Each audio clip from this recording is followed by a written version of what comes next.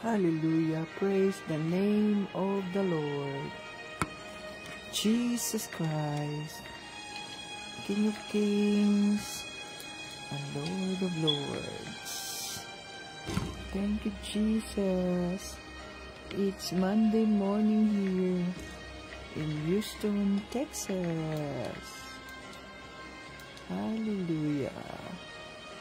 God is great. All the time.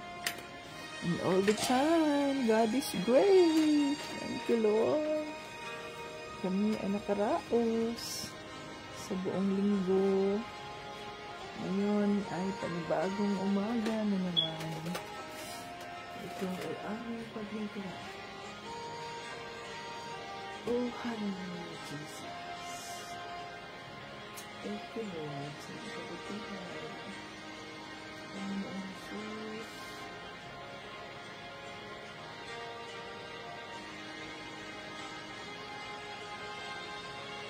Thank you, Lord. It's a new day. Thank you, Jesus. September 22. Praise God. Sa kanyang kabutihan. Hallelujah, Jesus. Thank you, Lord. Jesus, for a new day. It's Monday morning here in Houston, Texas.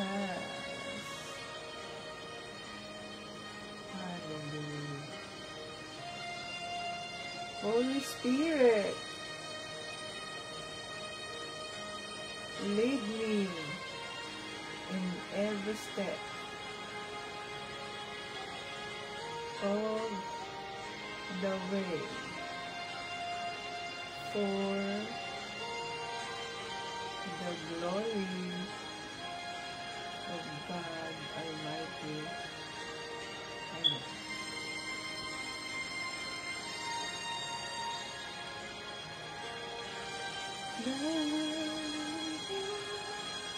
Ang batayan ng ating pananampalataya kay Panginoong Jesucristo. John 3:16. For God so loved the world that He gave His only begotten Son, that whosoever believe in Him will not perish but have everlasting life. Ganoon na lamang ang pagmamahal ng Diyos Ama na ibinigay niya ang kanyang kaisa-isang anak na si Panginoong Jesucristo, na kung sino man ang maniwala sa Kanya ay hindi mamamatay, kundi magkaroon ng buhay na walang hanggan. Happy moments, praise God. Difficult moments, seek God. Quiet moments, worship God. Painful moments, trust God. And every moment, thank God. Hallelujah.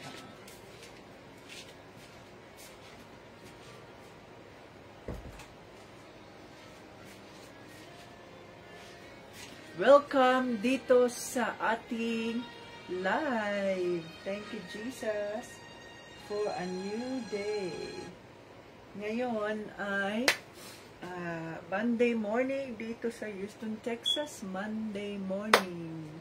So, it's September 22, 2025. Hallelujah. Thank you, Jesus, sa kanyang kabutihan. Tayo ay Lunes na naman.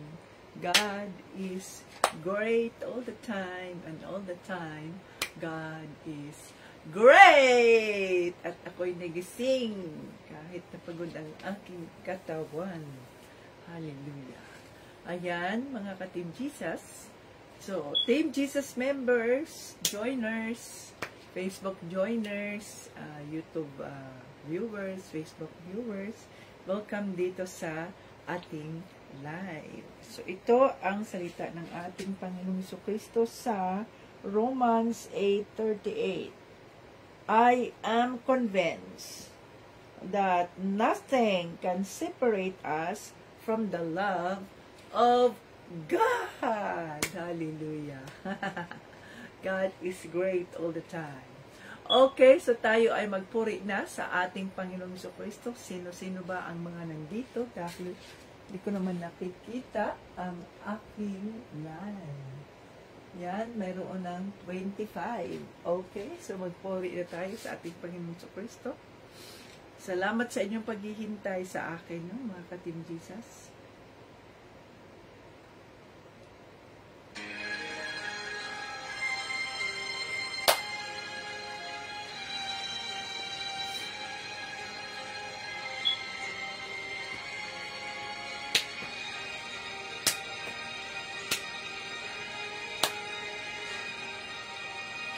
Pagising sa umaga, kay ganda, kay ganda, kay ganda ng mundo, ginawa niya.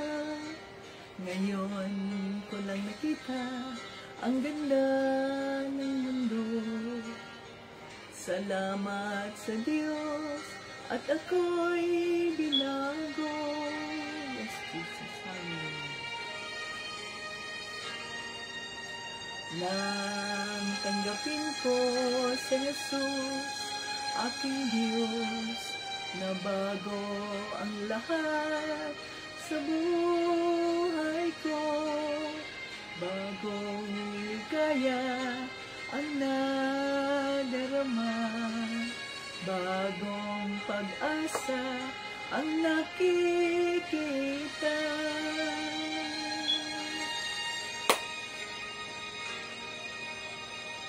Lahat ay aking ibibigay pati aking buhay upang purihin siya.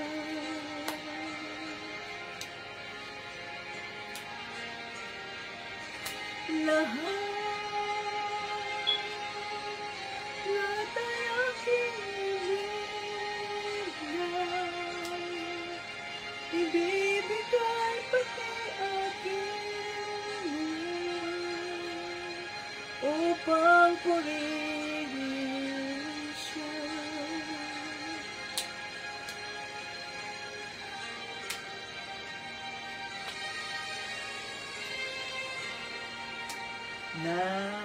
Nag-uumapang ang aking saya, pagmamahal niya ang nadarama, kay ganda ng buhay na nasa kanya. Purihin ang Diyos, purihin si Jesus.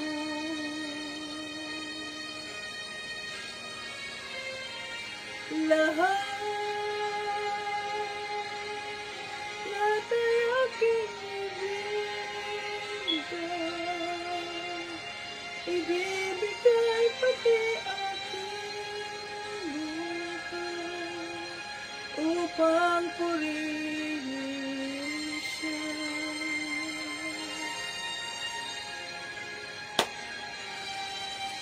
Lahat ay aking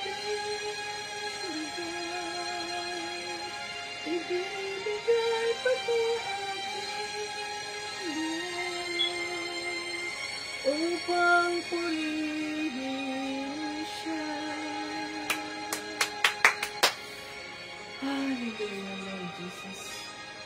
Napakabuti niyo po, Panginoon Jesus.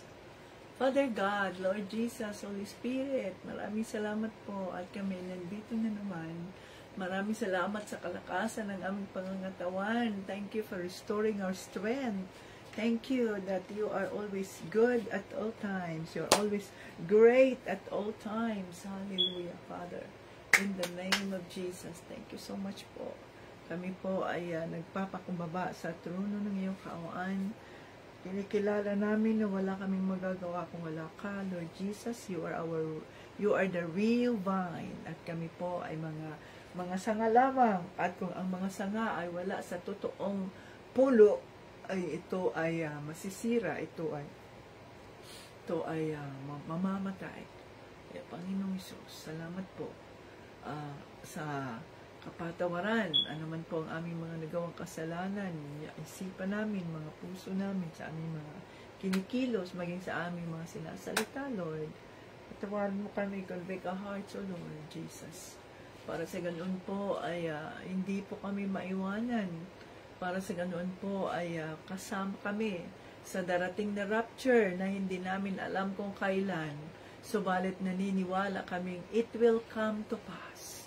Kaya Panginoong Diyos, minili namin na magpapakumbaba sa iyong kaawaan at your throne of grace upang hiligin ang kapatawaran sa aming mga kasalanan, kagaya ng pagpapatawad namin sa mga taong nagkasala sa amin. Thank you, Lord, sa pagtanggal niyo po sa aming mga dibdib ng mga kabigatan na ito, na mga espiritong kawalan ng pagpapatawad, yung mga espiritong kabigatan doon sa mga taong nagkasala sa amin. Salamat, Lord Jesus, dahil mas pinili namin na patawarin sila. As you said in your word, love your enemies.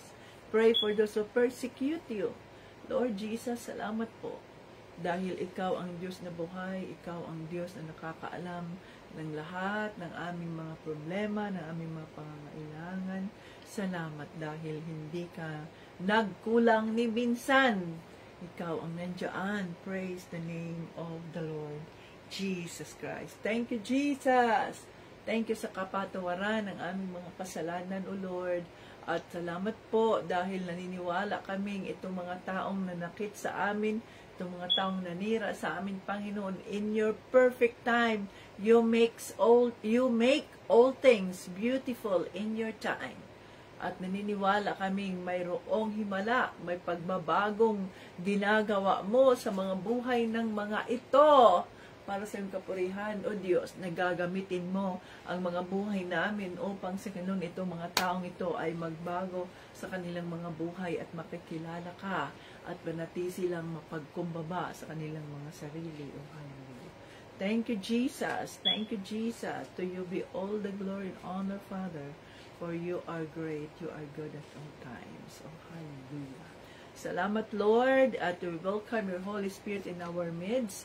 Dahil sabi mo, 2 or 3 gathered in your name, you are in our midst. So kami po ay nandito, naniniwala, Panginoong Kristo. Oh, hallelujah. Yes, Lord. Dinideklara namin that the King is in the room. Ikaw, Panginoong Kristo, ang iyong presensya, ang iyong banal na Espiritu ay nasa mga bahay ng mga taong nandito ngayon at kinikilala ka bilang Diyos at tagapagligtas. At kapag ang iyong presensya ay nasa pamamahay ng kahit na sino, kahit sa pamamahay ng mga taong naniniwala sa inyo, ang iyong kapayapaan, ang kanilang mararanasan, ang iyong kagalakan, ang iyong mga pagpapalang siksik, liglig, umaapaw, ang kanilang mararanasan, ang aming mararanasan, kapag ikaw ay nasa aming pamamahay. Oh, hallelujah. We welcome your Holy Spirit. Come, Holy Spirit, I need you now. I need your anointing, come in your power. I love you, Holy Spirit, you captivated my soul. And every day, I learn to love you more. Come, Holy Spirit, I need you now. I need your anointing, come in your power. I love you, Holy Spirit, you captivated my soul. And every day, I learn to love you more. I'm reaching for your heart. You hold my life in your hands, drawing me closer to you. I feel your power and know Nothing compares to this place where I could see you face to face. I worship you in spirit and in truth. I'm reaching for your heart. You hold my life in your hands, drawing me closer to you. I feel your power and Lord. Nothing compares to this place where I could see you face to face. I worship you in spirit and in truth. We worship you in spirit and in truth. Hallelujah. Sinasamba ka namin, Panginoong Kristo, sa Espiritu at sa katotohanan. Yes, Lord, nandito po kami, mangusap po kayo, manal na Espiritu, dinideklara namin na ang live na ito ay holy, sanctified by the blood of Jesus. At itago mo po ang iyong lingkod sa iyong cross, Panginoong Kristo, na hindi ako ang makikita, kundi ang makikita ang iyong kabutihan, ang iyong pagalingan, ang iyong pagmamahal ng hanggang. Yes, Lord Jesus. Oh, hallelujah. Yes, Lord. At bigyan mo kami ng maayos na internet connection upang mairaos namin ang inyong Bible study ng matiwasay at mapuno kami sa iyong presensya, sa iyong mga salita. Hallelujah. Lahat ng ito ay aming hinihiling, pinasasalamatan sa pangalan ni Jesucristo at ng Banal na Espiritu. Lahat ng papuri at parangal ay binabalik namin sa Diyos Ama. Amen! Hallelujah! Kunin ko ang aking Biblia.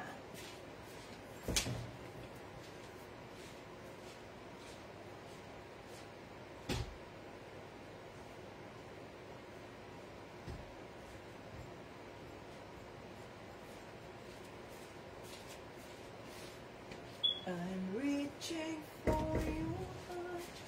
Yan ang ating Biblia. Kasi pag nagsisimba tayo, mga katingisas, kailangan na dala-dala natin ang ating mga Biblia. Oh, so yan ang aking Biblia at ito naman ang aking notebook para pag ako ay nakikinig sa salita ng Diyos sa church, congregation, meron akong Biblia. Meron akong notebook na sinusulat ko yun para pag nagre-review tayo, madali na lang, mga katingisas. So, dapat ay mayroon tayong notebook. Okay? Notebook is real. The notebook is real. Notebook tayo, mga katingisas. Okay, dokie. So, nasa na ang inyong mga Biblia? Oh, nice, no? Yung mga Bible. May ganito ba dyan, Sharon, na Biblia? Purple, Sharon? Kasi, bilhan ko kayo. Mag-raffle tayo at ito, ibigay ko sa inyo.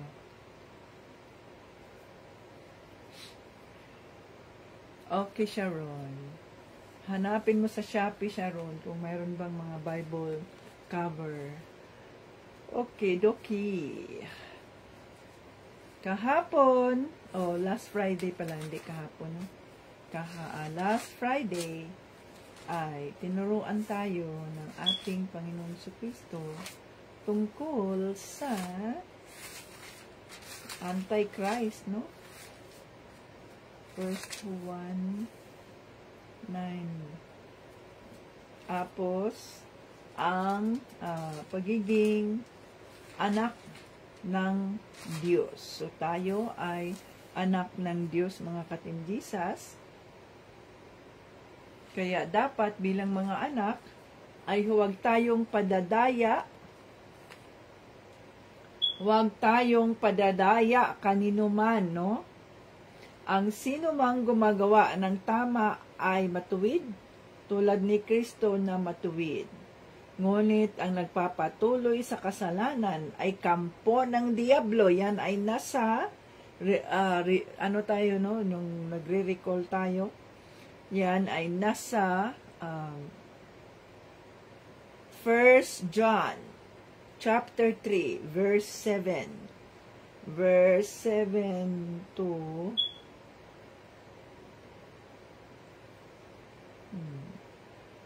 verse 7 to 8. Ngunit ang nagpapatuloy sa kasalanan ay kampo ng diablo. Okay? Dahil ang diablo ay gumagawa na ng kasalanan mula pa sa simula. So ito ang dahilan kung bakit naparito ang Diyos, ang anak ng Diyos, upang wasakin ang mga gawa ng diablo. Ang sinumang naging anak ng Diyos ay hindi na nagpapatuloy sa kasalanan dahil ang katingian ng Diyos ay nasa Kanya. Nasa Kanya na. At dahil nga ang Diyos ay Kanyang Ama, hindi na siya magpapatuloy sa kasalanan. Ayan. So, dahil mga ka-Team Jesus, ang Diyos natin, siya na ang ating Ama, so, hindi na tayo nagpapatuloy sa kasalanan. Wala na kahit tayong kasalanan. Hindi ibig sabihin na wala na tayong kasalanan. Paano na tayo? Nagkakasala pa rin naman tayo kahit na tayo ay mga Kristiyano na. Subalit, ang banal na Espiritu, bago natin nagagawa itong mga kasalanan na ito, ang banal na Espiritu ang magbibigay sa atin ng prompting na, oops! No? Ops! Ano na yan? Wag mo na yan. Ops! Mali yan. Ops! Ganyan ba? Ang banal na Espiritu. Kaya, dapat ay maging cautious tayo at nandoon yung discernment ng Holy Spirit sa atin, mga ka-Team Jesus, na gawin or sundin ang prompting ng Holy Spirit. At kung talagang hindi natin narinig ang prompting ng Holy Spirit, ay nagkamali tayo, nangyari na, magpakumbaba tayo sa harap ng Diyos at hilingin natin ang Kanyang kapatawaran. Kahit na mahirap yun, mga ka-Team Jesus, sapagkat we will suffer the consequence of our sins. Pero dahil nga tayo ay nagkamali, dahil nga tayo ay hindi sumunod sa kalooban ng ating Panginoong Kristo, kaya we will suffer the consequence of our sin. So, balit, dahil tayo ay humingi ng kapatawaran, nandoon ang Kanyang biyaya na magbibigay sa atin ng lakas, ng patience, upang while we are undergoing the situation or the season na tayo ay nagkamali sa ating mga desisyon, nandiyan ang Kanyang kaawaan na siyang gagabay sa atin upang upang malampasan natin ang sitwasyon na yan. Yung consequence ng ating kasalanan ay malampasan natin, matuto tayo sa ating mga kasalanan, at sa susunod, mas lalo naging mature, no? Mas lalo tayong naging matatag sa ating pananampalataya na hindi natin binatawan ang ating pananampalataya kay Panginoong Hesukristo. Hallelujah. So, dito tayo, ganun lang yun, mga ka-Team Jesus. Dito tayo sa 1 John chapter 3, verses 11 to 26. Okay. 11 to 26. So, yan ay ngayon ay 9, 22, 25. Malapit na naman ang end ng September, no? Ang bilis, no? October na, next week. To God be the glory, ay matagumpay ang Bible study ng ang ating Bible study, ang Bible study ng ating Panginoong Kristo doon sa Team Jesus Butuan, no? Hallelujah. At to God be the glory, at maraming mga invitation. So, yun pala ang purpose nun, yun pala ang mangyayari doon, na yung my birthday celebration, tapos mag-Bible study. So, yung sabi ko kay Sharon at sinabi ko kay Tito Brian na the Lord willing, ngayong October ay birthday ni Tito Brian. So, maraming birthday sa month of October sa pamilya namin. Kaya, ang sabi ko kay Sharon, no, we are praying At sabi ko kay Tito Bryant na ito rin gawin natin doon sa bahay nila ni nanay, doon sa Duungan. Yes, sure! God willing, no, na makapag-invite naman tayo ng mga kapitbahay natin dyan, mga kapitbahay na pakakainin natin at sila ay makarinig sa salita ng ating Panginoong Kristo. Hallelujah! So, dito tayo sa chapter 3, verses 11 to 24. Okay. Magmamahalan tayo. Ito ang aral na naririnig ninyo nang sumampalataya kayo. Dapat tayong magmahalan. Huwag nating tularan si Cain, na kampo ng Diablo, kaya pinatay niya ang kanyang kapatid. At bakit niya pinatay ang kanyang kapatid? Sapagkat masama ang mga gawa niya, at matuwid naman ang mga gawa ng kanyang kapatid. Kaya huwag kayong magtaka, mga kapatid, kung galit sa inyo ang mga makamundo. Alam nating inilipat na tayo sa buhay na walang hanggan. Mula sa kamatayan, dahil minamahal natin ang ating mga kapatid. Ang sinumang hindi nagmamahal sa kanyang kapwa ay nananatili sa kamatayan. Ayan.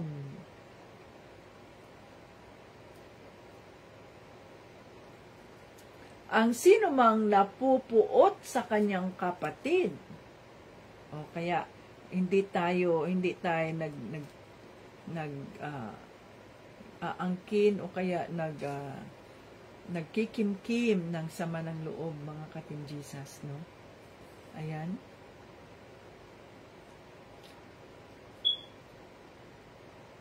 Saan na tayo?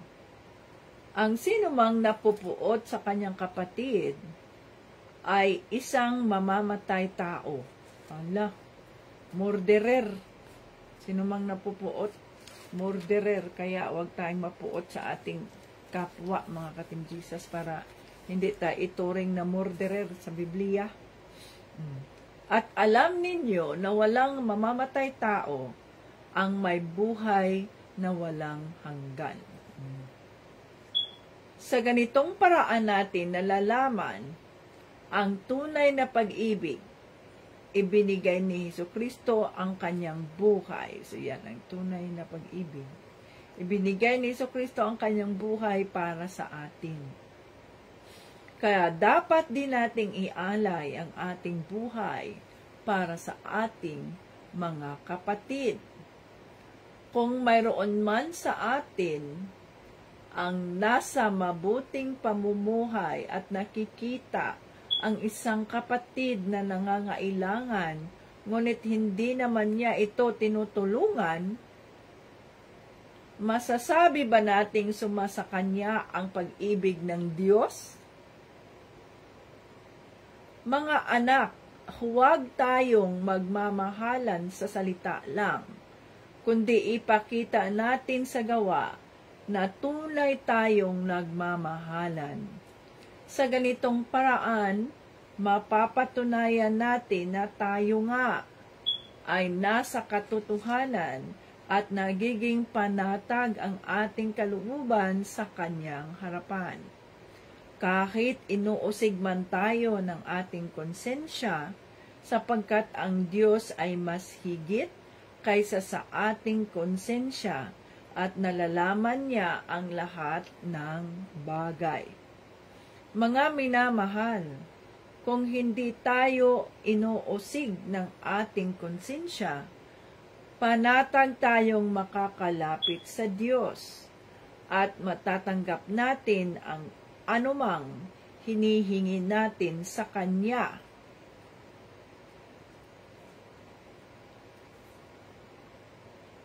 dahil sumusunod tayo sa kanyang mga utos at ginagawa ang naaayon sa kanyang kalooban. At ito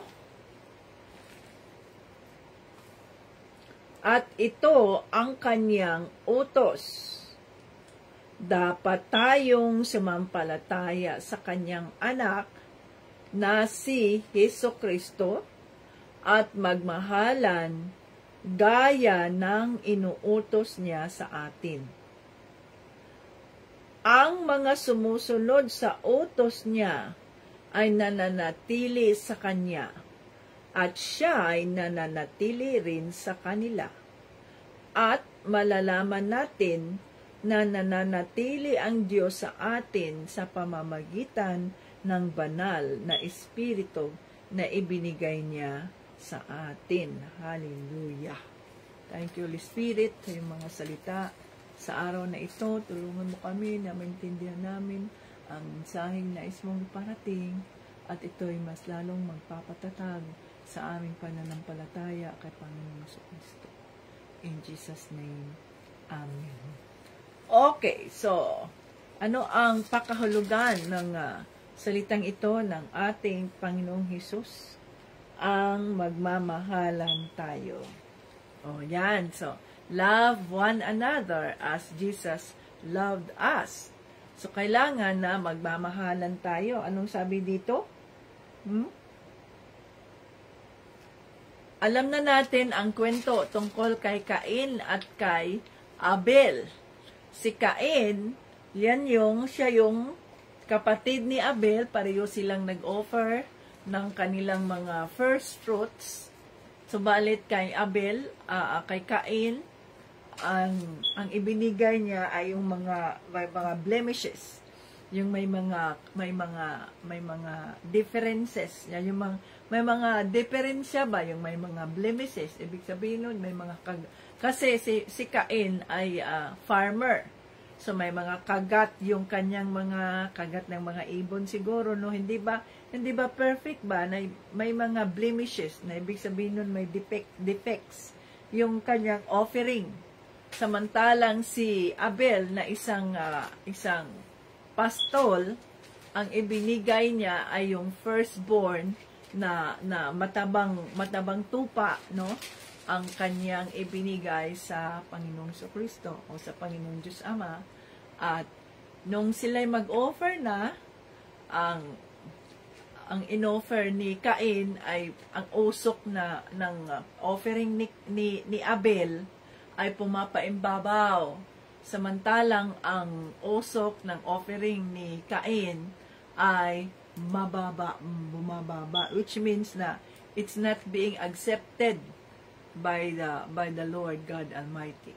So, nakita ni Cain si Abel na ganyan ang usok niya. So, nagsilo siya, no? Nainggit siya.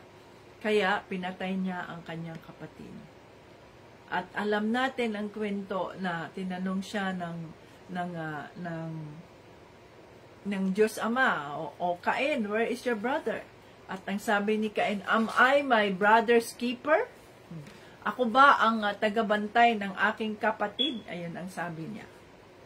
Pero, siya ay, the blood of your brother, Abel, is crying.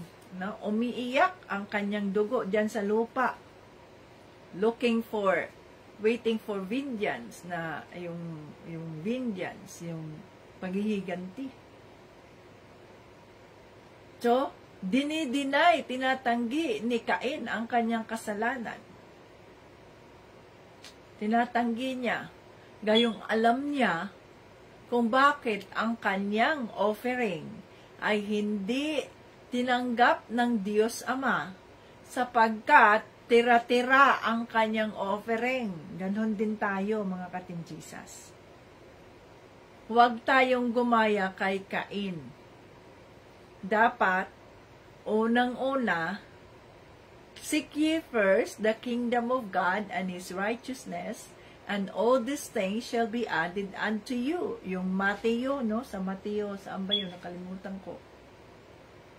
So yan, ang ibig sabihin dito, magmamahalan tayo, oh. Siya ay, huwag tayong gumaya kay Cain. Siya ay anak ng demonyo. Kay Cain. Samantalang si Abel, siya naman ay anak ng Diyos at sumunod sa kalooban. So, ang emphasis ng tungkol kay Cain at kay Abel, mga katinjisas, ay unahin natin ang ating Panginoon Diyos Ama sa lahat ng pagkakataon.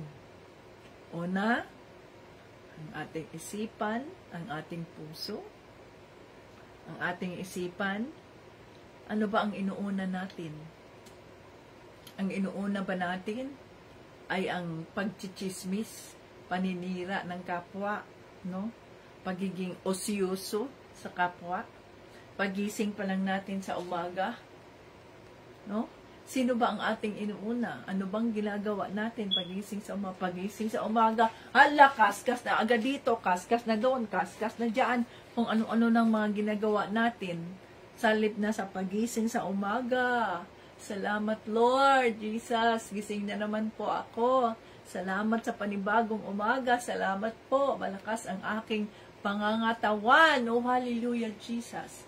Yun, dapat, no, ang ating gagawin. Pagising sa umaga. At tingnan natin ang salita ng Diyos. Mag-meditate tayo. Anong ibig sabihin ng salita ng Diyos? Ayan, nagbabasa tayo. Mayroon tayong mga daily bread, mga apps, daily Bible verses. Okay? Importante ay mayroon tayong araw-araw na nakirinig, na nakikita natin, nababasa ang salita ng Diyos. So, at tayo, araw-araw tayong nakikinig sa salita ng Diyos, mga katinjisas. So, seek ye first. Pag may mga dapat gawin, ay, wag muna ako mag-attend sa Bible study kasi may gagawin ako may gaganito. Anong sabi sa salita ng Diyos?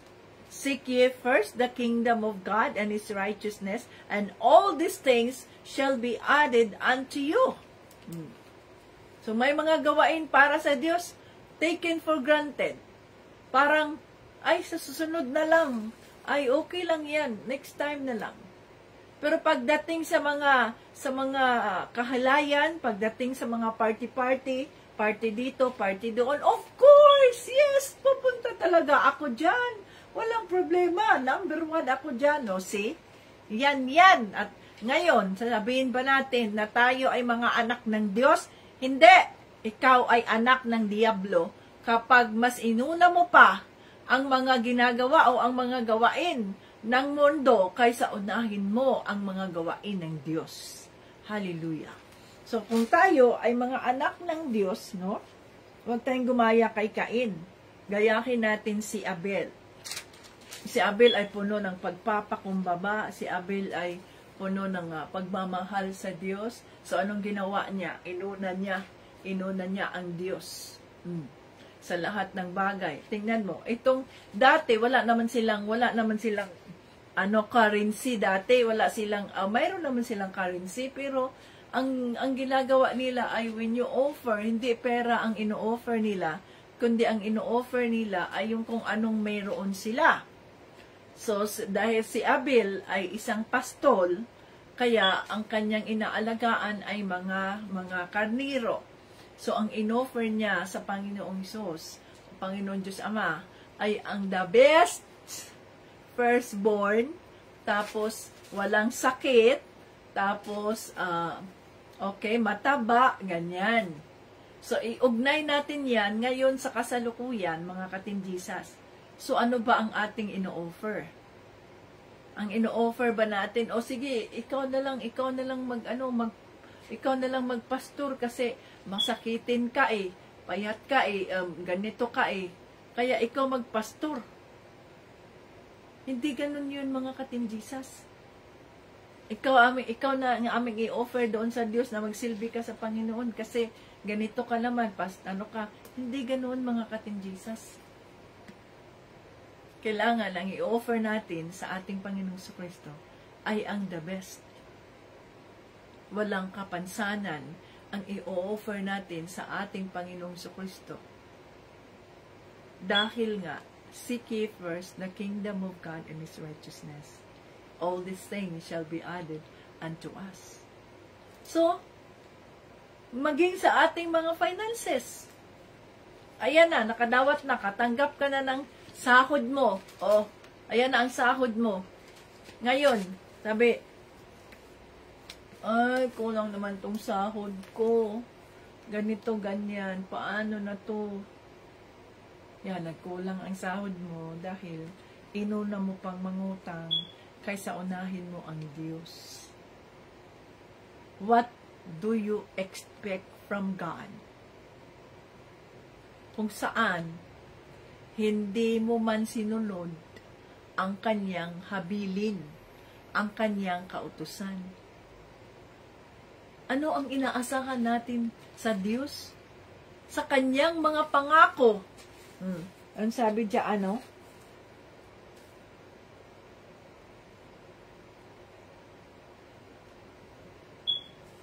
Kung tayo, ano sabi dito? Kaya huwag kayong magtaka, mga kapatid, kung galit sa inyo ang mga makamundo. So kung tayo ay kagaya kay Abel, o tingnan nyo, galit si Cain sa kanya, no? Dahil nga sinunod niya ang kalooban ng Diyos. At sabi dito, alam nating inilipat na tayo sa buhay na walang hanggan mula sa kamatayan dahil minamahal natin ang ating mga kapatid. Ang sinumang hindi nagmamahal sa kanyang kapwa ay nananatili sa kamatayan. So bago natin bigyang pansin yan, bawa, yun nga, ang pinag-usapan natin, yung tithes and offering. O, tithes and offering na naman tayo nito. Ano ang aasahan natin sa Diyos kung hindi muna natin sinunod ang kanyang kalooban? Nagdarasal tayo ng milagro. Nagdarasal tayo na the Lord will provide me with my situation, with my ganyan. How will you expect God to provide you? Ngayong unang-una ay hindi mo sinunod ang kanyang kalooban, ang kanyang utos. Bring the whole tithes to the house of the Lord. Oh.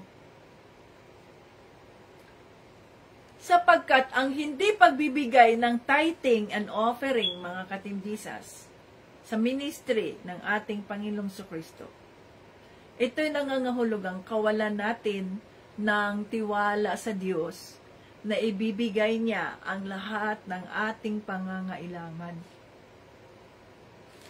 Pinanghahawakan kasi natin yung pera natin na ito lang yung pera ko, Lord, eh. Kasi ganito, ganyan, Lord. Oh. Sa halip na, nandiyan na yung pera mo, nandiyan na yung biyaya ng Diyos, at ino-offer mo yung biyaya ng Diyos sa Kanya, Panginoong Jesucristo. Nandito po yung iyong yung aking yung aking buong sahod. Ano po ang plano mo? Sabihin niya, okay, yung 200 na yan. Halimbawa, andito na ang sahod ko. 1,000 something. Okay, yung 200 na yan, ay set aside mo for your tithes and offering. Yes, Lord. Okay. So, para sa tithes and offering yan, naka-prepare na yan. Ganyan. Tapos, bilangin ko, kulang man to, Lord. Ganito, ganyan. Bahala ka na dyan, Lord, kahit magkulang yan. Dahil, ikaw ang gagawa ng paraan dahil inuna na kita. Ganon yun eh. So, kagaya kay Abel, inuna niya ang Diyos. O ngayon, nang dahil inuna niya ang Diyos, nagalak sa Kanya ang ating Panginoong Jesucristo. Ang ating Panginoong Diyos Ama ay nagalak sa Kanya at ang Kanyang offering ay Kanyang tinanggap. Maging siya man ay pinatay ng Kanyang kapatid na si Cain, Subalit ang kanyang legacy ay hindi namamatay. Hanggang ngayon, yun sila Abel at Cain, yun pa yung the creation of God after the fall. Sila ay nalikha, sila ay naipanganak. At tayo ngayon ay nasa huling panahon na, yugto ng grace period. Malapit nang matapos ang end of grace period. No, grace period tayo. Pinag-uusapan pa rin natin ang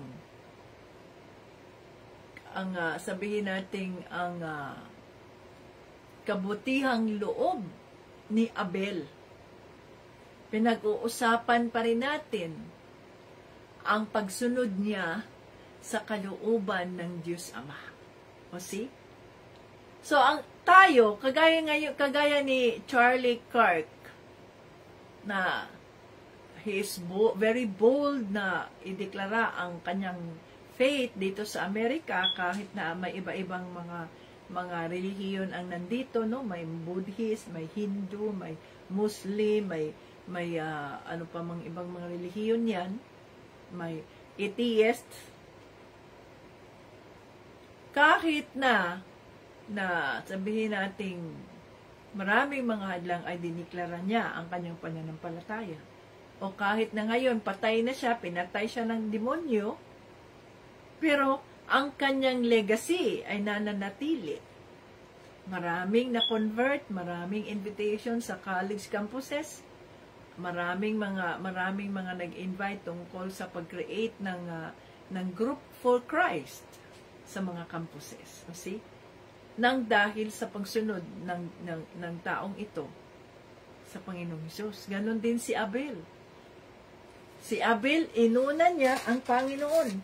Kaya kung uunahin natin ang Panginoon, mga ka-Team Jesus, everything will go well with us. Everything. So, paano natin matanggap ang full measure ng mga pagpapala ng ating Panginoong Jesucristo? Pressed down, shaken together, running over. Paano natin yan matatanggap kung mismong sa maliit na bagay ay hindi tayo makapagbabahagi sa Panginoong Hesus? Alam niyo ba ang sekreto ng prosperity ay ang pag-share natin ng ating tithes and offering at ang pagkakaroon natin ng pusong puno ng generosity, yung pusong puno ng pagbibigay, kaawaan sa ating kapwa, dahil yun ang sinasabi dito sa salita ng Diyos, magmahalan kayo. Ang sino mang hindi nagmamahal sa kanyang kapwa ay nananatili sa kamatayan. Kaya wag tayong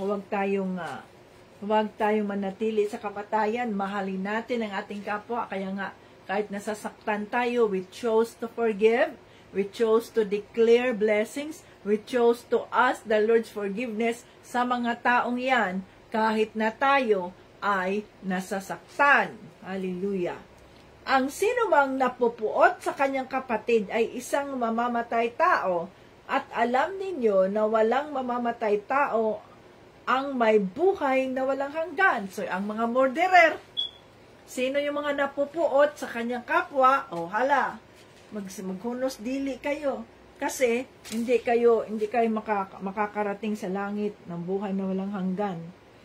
Sa ganitong paraan natin nalalaman ang tunay na pag-ibig. Ibinigay ni Jesucristo ang kanyang buhay para sa atin, kaya dapat din nating ialay ang ating buhay para sa ating mga kapatid. Ang totoong pag-ibig, ano ba yung tunay na pag-ibig? Ayan sa John 3:16. True love. Yan, inalay ni Panginoong Jesucristo ang kanyang buhay para sa atin. So, dapat tayo, ialay din natin ang ating buhay para sa ating kapwa. Kaya nga, kung tayo ay na kay Kristo na, ano na tayo? Less of me and more of Christ, more of Jesus, less of me.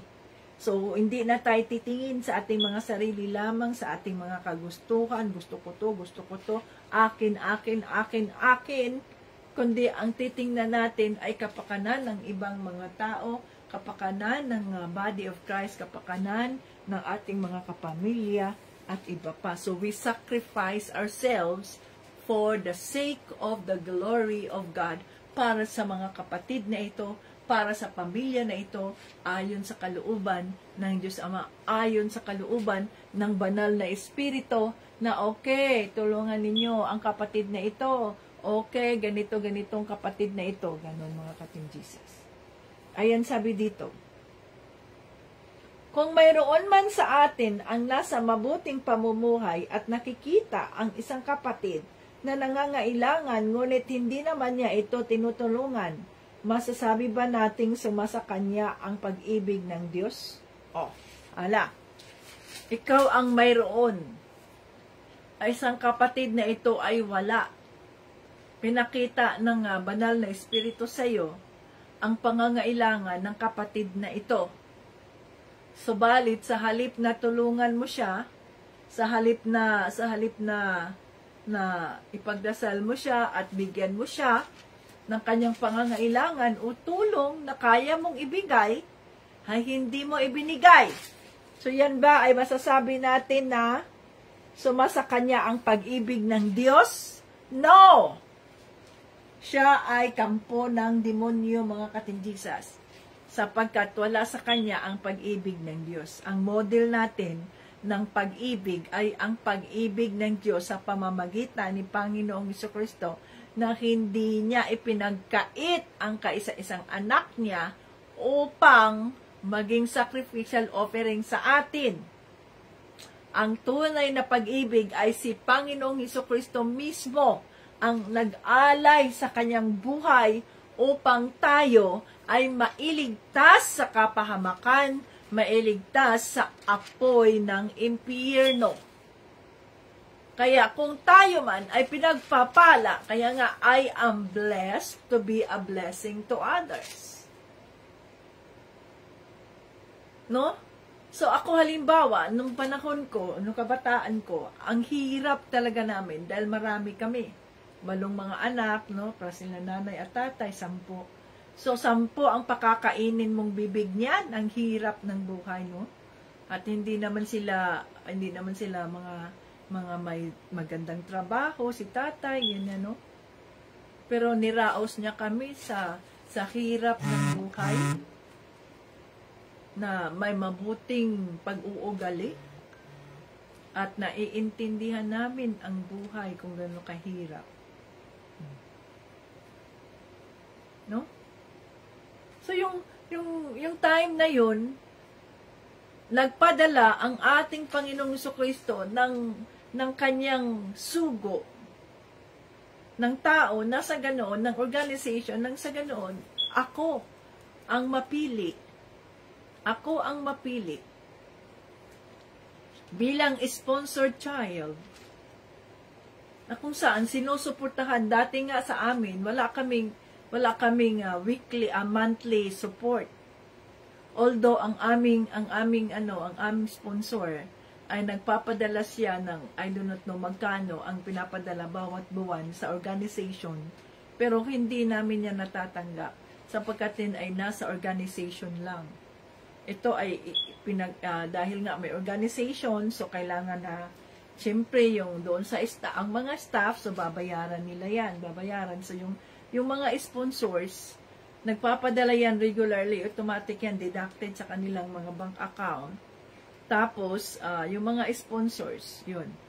Pero hindi yun nakukuha kaagad, hindi yun ibinibigay ng mga sponsored children directly or sa family directly. Ito ay hinahawakan ang funds, children's CCF, Christian Children's Fund. So, ako ay isang member ng CCF, Christian Children's Fund. So, doon ay kinukuha nila directly sa bank account, automatic deduction, yung monthly support, sponsorship ng sponsors doon sa sponsored child all over the world. At isa ako sa mga napili ng ating Panginoong Kristo. To God be the glory.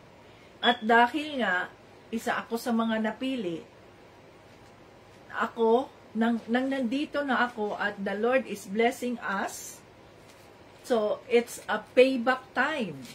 Kaya ang ministry ng ating Panginoong Kristo sa pamamagitan ng Team Jesus, so ang Team Jesus ngayon ay, as the Holy Spirit leads, ay pumipili na ng mga pamilya na kung saan sila ay makakatanggap ng monthly support. At pinagpapala kayo, kung kayo mga sponsored families, sponsored child ang anak nyo, dahil monthly ay nakakatanggap kayo ng funds. Ang funds na yan, mga ka-Team Jesus, ay mula dito sa pagpapala ng Diyos, sa pamamagitan namin. At yan ang aming tinatawag na sacrificial offering. So, ang gagawin natin dyan ay binibigyan kayo halimbawa ng 2,500 a month. So, yan ang ipinapadala ng Panginoong Kristo sa inyo dyan, bawat buwan. So, ang ibibigay lang ni Sharon sa inyo ay 2,000, ang 500 ay magiging fund niyan for emergency purposes ng mga sponsored child. Okay. So, to God be the glory. Ganon yun. Para sa amin, para sa akin, it's payback time na dinala ako ng Panginoong Kristo dito sa Amerika at pinagpapala naman niya kami ng maayos na pangangatawan, na ako po'y nakapagtatrabaho. So, it's payback time na as the Holy Spirit leads na mag-sponsor kayo. Yes, Holy Spirit, sapagkat kami ay tagasunod lamang. Maliban sa pagsunod natin sa tithes and offering, kung anong sinasabi niya, Panginoon, this is your money. So, anong gagawin namin? O, bayaran nyo na yung bills ng kuryente. Bayaran nyo na yung bills ng tubig. Bayaran nyo yung gas. Bayaran nyo yung ganito. Okay, Lord. Yes, Lord. Yung mga utilities. Ang tubig. Bayaran ninyo. Ang telepono. Ang ano pa man. Ang internet. Oh, yes, Lord. O, lahat-lahat. Kulang, Lord, ang pambayad. Hindi yan magkulang. Hindi nga talaga nagkukulang ang Diyos. Magugulat ka. I already told you about my testimony. He never na nagkulang siya. Kung susundin natin ang kalooban ng ating Panginoong Kristo as we offer the blessings to the Lord, our finances. Here is the money na tanggap namin, ang aming mga sahod, Panginoon. Anong gagawin namin? Oh, bless this blessings na galing sa inyo. O, see? So, iingatan niya ng Panginoong Kristo na hindi tayo manigative. Walang pambayad. May pambayad ang Diyos sapagkat siya ang may-ari ng lahat. O, anong sabi dito, oh? Wala.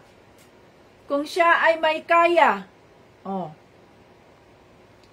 Kung mayroon man sa atin ang nasa mabuting pamumuhay at nakikita ang isang kapatid na nangangailangan, ngunit hindi naman niya ito tinutulungan, masasabi ba natin na sumasa kanya ang pag-ibig ng Diyos? Hindi.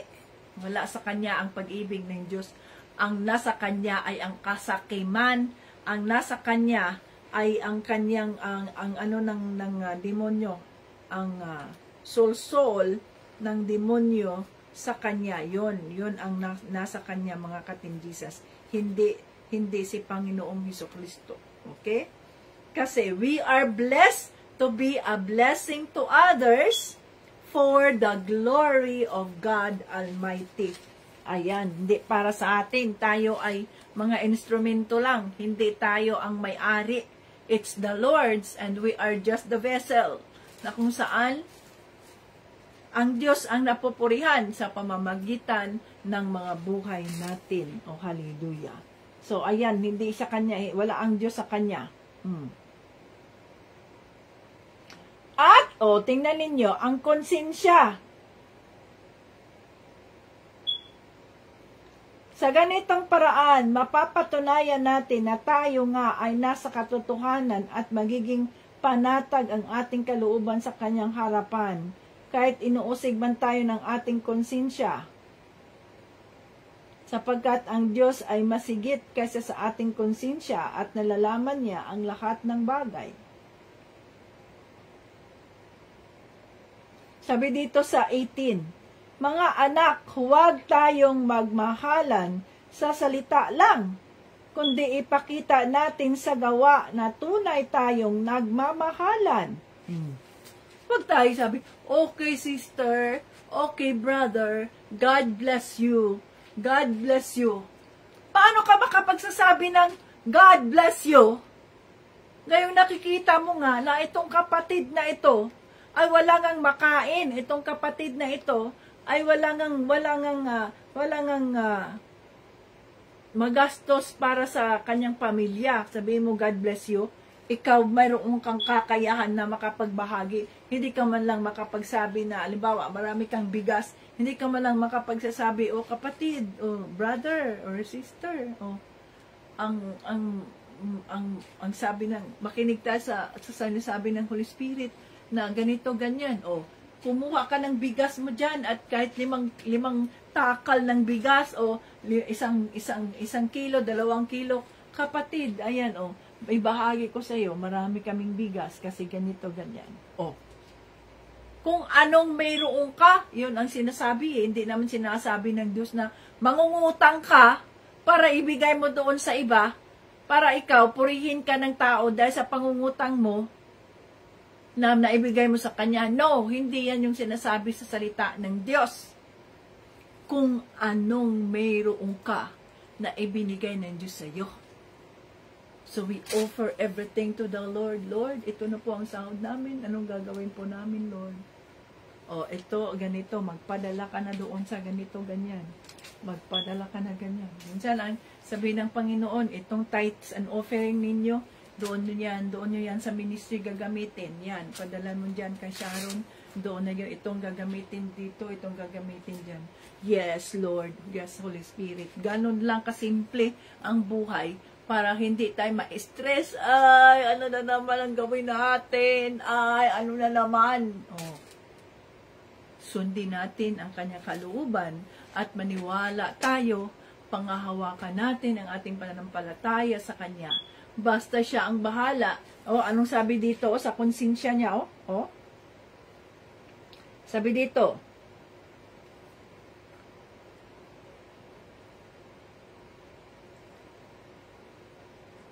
diba, hindi tayo magmahalan sa salita, kundi sa gawa na tunay tayong nagmamahalan. 19, sa ganitong paraan, mapapatunayan natin na tayo nga ay nasa katotohanan at magiging panatag ang ating kalooban sa kanyang harapan. Kahit inuusig man tayo ng ating konsensya, sapagkat ang Diyos ay masigit kaysa sa ating konsensya at nalalaman niya ang lahat ng bagay. So, nalalaman ng Diyos ang lahat ng bagay. So, malalaman, sabihin natin, inuusig ako ng konsensya. Wala, hindi, mapayapa pa rin tayo sapagkat alam natin na sinusunod natin ang kalooban ng Diyos. Alam natin na ito ang kalooban ng Diyos. Sinusunod natin siya. Ayan. Nalalaman ng Diyos ang lahat ng bagay. 21. Mga minamahal, kung hindi tayo inuusig ng ating konsensya, panatag tayong makakalapit sa Diyos. O kung hindi tayo inuusig ng ating konsensya, ibig sabihin, ang pag-usig ng konsensya ay ang Holy Spirit yan, na nagsasabi, oy, Abita, mali yung ginawa mo. Oy, Abita, mali ka dyan. Kalimutan mo yan, humingi ka ng tawad dyan dahil mali yung mga sinasabi mo. Mali yan. Yan ay makamundong mga pag-uusap, makamundong salita. Mali yan. Forgive me, Lord. Ganun dapat at huwag na nating ulitin, no? Kapag malinis ang ating konsensya,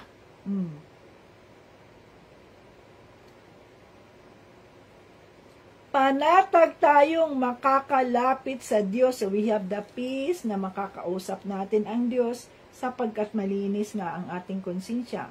At matatanggap natin ang anumang hinihiling natin sa Kanya dahil sumusunod tayo sa Kanyang mga utos at ginagawa ang naaayon sa Kanyang kalooban. At ito ang Kanyang utos. Dapat tayong sumampalataya sa Kanyang anak na si Jesucristo at magmamahalan gaya ng inuutos niya sa atin. 24.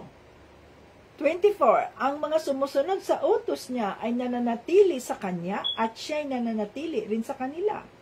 At malalaman natin na nananatili ang Diyos sa atin sa pamamagitan ng banal na Espiritu na ibinigay niya sa atin. Ngayon, ano na ngayon mga ka-Team Jesus? Sa palagay ninyo, ang banal na Espiritu ba ay nasa inyo? Ang banal na Espiritu ba ay nararanasan ninyo? Kasi, yun ang sinasabi sa salita ng Diyos. Kapag tayo ay nasa ating Panginoong Diyos Ama, Panginoong Jesucristo, kung nananatili tayo sa Kanya sa pamamagitan ng pagsunod natin sa Kanyang kalooban, siya ay nananatili sa atin sa pamamagitan ng banal na Espiritu.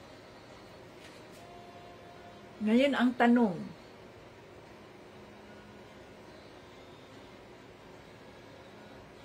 ikaw ba? Nananatili ba sa'yo? Nararanasan mo ba ang presensya ng banal na Espiritu?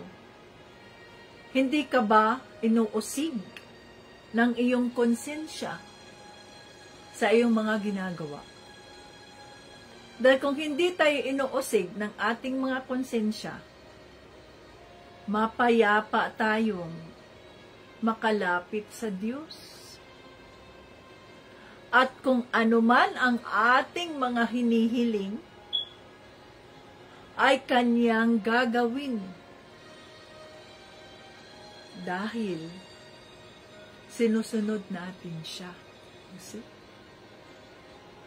Pero kung hindi natin siya sinusunod at ang sinusunod natin ay ang demonyo, ang sinusunod natin ay ang gusto ng ating laman, ay ang gusto ng ating mga mata,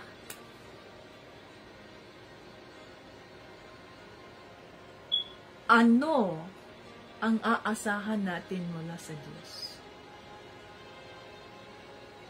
I am praying that the Lord will provide me with this, with this, with this, with this, with this. Ang tanong, inuna mo ba ang Diyos? Inuna mo ba siya? Kung inuna mo ang Diyos sa buhay mo, sa pagkatao mo, as you offer yourself to the Lord, your time, your strength, no? Minamahal natin ang ating Panginoong Diyos Ama. Love the Lord your God with all your heart, with all your soul, with all your strength. Ayan, sabi dito sa Deuteronomy, di ba? Ginawa ito yung aking first na testimony. Deuteronomy 6:5. Love the Lord your God with all your heart, and with all your soul, and with all your strength. So kung minamahal natin ang ating Panginoong Jesucristo ng buong puso, ng buong kaluluwa, ng buong lakas, unahin natin siya. Unang-unang ating financial, unahin natin siya. Magtiwala tayo sa Kanya na dahil sinunod natin ang Kanyang kalooban, He will provide. Ang ating oras, ano ba ang mas maraming pagpanahon na ginugugol natin? Ang Facebook na hindi natin namamalayan, umabot na pala tayo ng 3 hours na pag-scan dyan at nakaupo lang tayo, panunood ng kung ano-ano dyan. pero hindi ka man lang makapag-meditate sa salita ng Diyos, hindi ka man lang makarinig, hindi ka man lang mag-spend ng oras para pakinggan ang salita ng Diyos, para magdasal, para ipagdasal itong mga nangangailangan ng tulong, para i-intercede itong naghumihingi ng mga prayer request, hindi ka man lang makapagbigay, and you say you love the Lord, and you say that you are a Christian, you are just fooling yourself. Niluluko mo lang ang sarili mo. So, ilang beses na sinasabi ng Diyos, ang pagsunod sa kanyang kalooban, ang pagsunod sa kanyang utos.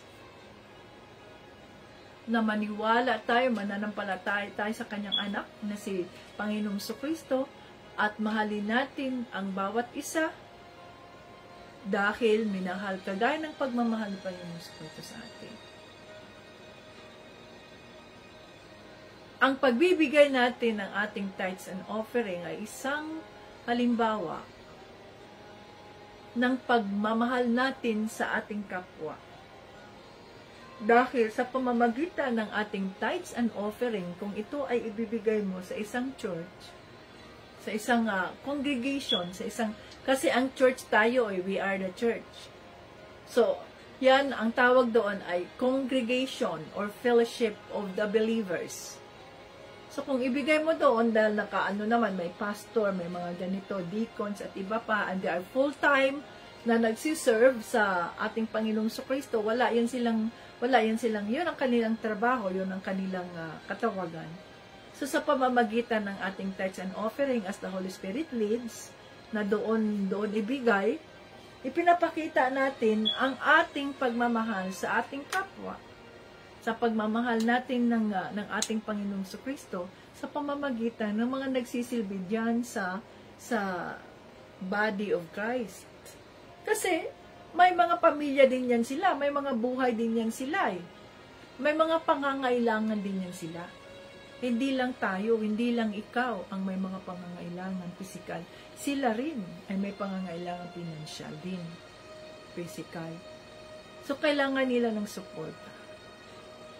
So, kung ang the Holy Spirit says, dito sa Team Jesus, sa organization niyo, ibigay ang inyong tithes and offering, hindi natin yan ginagalaw. Hindi tayo nagsasahod niyan kay Tita Bits, Tito Brian, sino pa man, kay Sharon, no? Ang tithes and offering natin, ay atin yang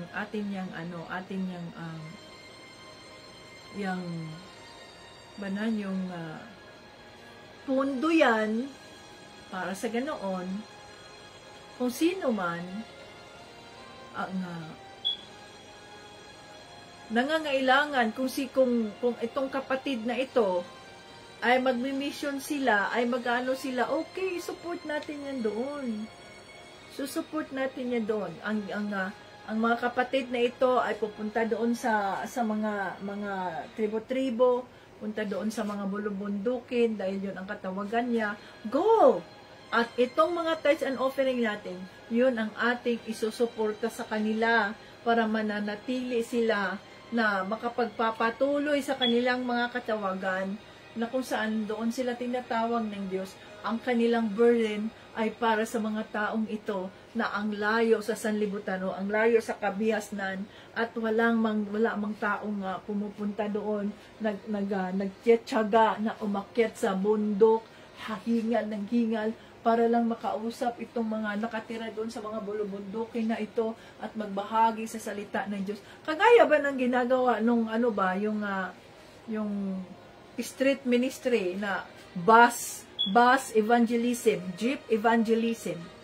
Paano ba yan siya makakapunta dyan kung walang nagsusuporta sa kanya na sige, pamasahin niya para sa jeep, pamasahin niya para sa bus, pwede ba yan kung wala siyang suporta? Mahirapan siya. Yun ang trabaho niya, yun ang katawagan niya eh. Ganon yun mga katinjisa. At kung tayo ay nagbigay na ng ating tithes and offering, huwag nating isipin na, tithes and offering ko kaya yan. Hindi. Kasi yan ay para sa Diyos. Ibig sabihin nun, Lord, this is for you. Use it, Panginoon, kung ano man po ang kalooban mo. Hindi na natin yan iniisip. Kagaya rin ba ng tax na binibigay natin sa gobyerno? Ang tax na yan ay ibinigay natin sa gobyerno upang magkaroon ng mga pangangailangan, sa mga sistema natin, sa mga para mag-function ang government. Kaya mayroong tax at huwag na nating isipin na tax ko yan, ang inaano mo yan. Yan ang kautusan ng Diyos eh. Give to Caesar what is due to Caesar, and give to the Lord what is due to the Lord. Atin, maliban sa ating tithings, yung tax naman, nagbibigay tayo nun dahil yun ang kautusan ng Diyos. Yearly tayong nagsasubmit ng ating tax return, at kung ano man yung, magkano man yung babayaran natin. Yes, Lord. Kung ano man po ang iyong kalooban, yan, you will provide. Ganun na kasimple ang buhay, mga kating Jesus. Hallelujah! So, kung kayo man ay convict ng Holy Spirit, paguhin nyo ang mga buhay ninyo. Test the Lord. Subukin ninyo ang Diyos. Kung hindi ba niya ibubuhos ang kanyang mga pagpapala sa iyo, ang kanyang kalakasan, ang kagalingan ng ating mga sakit, ang kagalingan ng mga bulsa natin, ng mga pitaka na walang laman. Test the Lord. Subukin mo siya. Do not expect the Lord to give you what you prayed on when you do not obey the commandment of the Lord. Kanina, habang ako ay nagbasa sa salita ng Diyos, dinala niya ako doon sa Sabbath day. Alam niyo ba di ba si Tito Bryant, ang kanyang testimony na ipopost ko ay tungkol sa Sabbath day. So ang Sabbath day ay isang kautusan ng Diyos. Siya pag sa ikapitong araw siya ay nagpahinga. Nagpahinga siya sa ikapitong araw. Na ibig sabihin, tayo na tagasunod ni Kristo, na naniniwala sa Diyos Ama, kailangan din nating magpahinga sa ikapitong araw. Kaya nga, Sabbath day. So, sa amin, ang Sabbath day ay Sabado. Na kung saan, hindi ka mag-iisip tungkol sa business, negosyo nyo, sa trabaho nyo, ganito, ganyan. Kundi, yung luxury time ba ninyo ba? Gusto mong maglinis sa bahay mo? Hindi man yan business. Yan ay offering mo yan sa Diyos na malinis ang bahay mo. Yan yung offering mo sa Diyos para maging maayos ang pamamahay mo, ganyan. O pagkatapos nun ay kumain ka o magluto kayo, magkasama-sama kayo. Walang trabaho yan, family time. Tapos, gusto nyo mamahinga, matulog kayo, tulog! Yan ang ginagawa namin sa Sabado. No? Ayan, natutulog. Kahit nagla-live ako doon sa mga ibon, bahala na mong live dyan, at ako'y matutulog.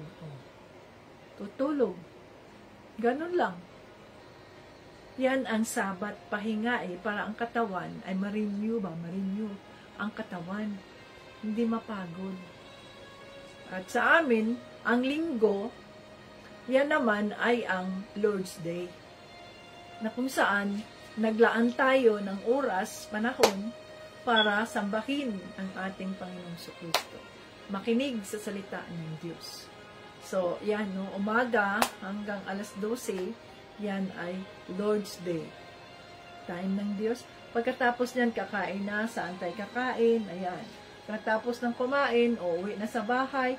Yan, mag-uumpisa na kami sa aming mga trabaho, sa business, mga ganito, ganyan. Pag-uumpisahan na namin yan. Ganun lang yun, kasimple. Mga kating Jesus. At by the grace of God, nakakaraos tayo sa bawat araw, nakakaraos tayo sa bawat linggo. Nang dahil inuuna natin ang Diyos. At kapag tayo ay hindi nakasunod sa kanyang kautusan, we have the consequence. At malalaman natin, no, isa sa mga testimony ni Tito Brian, yung hindi pagsunod sa kalooban ng Diyos, kaya ano nangyari sa kanya, malalaman niyo, ipopost ko yung man. Hallelujah. Father God, in the name of Jesus, maraming salamat po sa mga salita. Thank you, Lord. At nakaraos po ang iyong Bible study. To you be all the glory and honor, Father God. Lord, salamat po sa mga paalala na inyong ibinigay sa amin sa buhay ni Cain at ni Abel. Piliin namin, Panginoong Diyos, na maging Abel, na ito ay nasundin ang iyong kalooban at unahin ka sa lahat ng pagkakataon, maging sa aming mga puso, sa aming mga isipan, sa aming mga lakas. Ibibigay namin ang aming kalakasan, Panginoon Diyos, para sa iyo, O Hallelujah. Unahin ka namin ang mga financial namin, unahin ka namin, Panginoon Diyos, dahil naniniwala kami sa iyong mga salita na seek ye first the kingdom of God and His righteousness, and all these things shall be added unto you, O Hallelujah. Thank you, Jesus. Thank you, Jesus, sa iyong kabutihan, Father. Salamat po. Salamat po. Patawarin mo po kami, Lord, kung hindi namin nasunod ang iyong kalooban, Lord. Mas inuna namin ang aming laman. Mas inuna namin yung aming lust of the flesh, lust of the eye, yung aming kasakiman, Panginoon. Patawarin mo po kami, Lord. Yes, Lord. Baguhin mo ang aming mga buhay, Lord, na maniwala kami sa inyo. Ano man ang mangyayari sa kinabukasan, Lord God, you said, do not worry about tomorrow, for tomorrow has its own worries. So, bawat araw ay mayroon na siyang sariling pangamba. Kaya isinusuko namin sa inyo, Panginoong Kristo, ang aming mga pangamba. Nadala-dala pa rin namin kahit naniniwala kami sa iyo, pero yung burden na yun ay dinadala pa rin namin sa aming mga puso sa halip na maranasan namin ang kapayapaan mo. Hindi namin naranasan dahil hawak-hawak, dala-dala pa rin namin, bit-bit pa rin namin yung kabigatan na yun. Sa halip na isuko sa'yo at sundin ang iyong kalooban at maniwala kami na you got us! You got us! Kaya mo kami. Kaya mo kami, Panginoong Kristo. Kaya mong pangahawakan ang aming mga problema. Kaya mong ibigay ang aming mga pangangailangan kung unahin ka namin sa lahat ng pagkakataon. Thank you, Jesus, and kabutihan, O Lord. We just praise you and adore you, Lord. Salamat po sa pag-rebuke sa bawat isa, sa pagtuturo mo sa amin, Lord.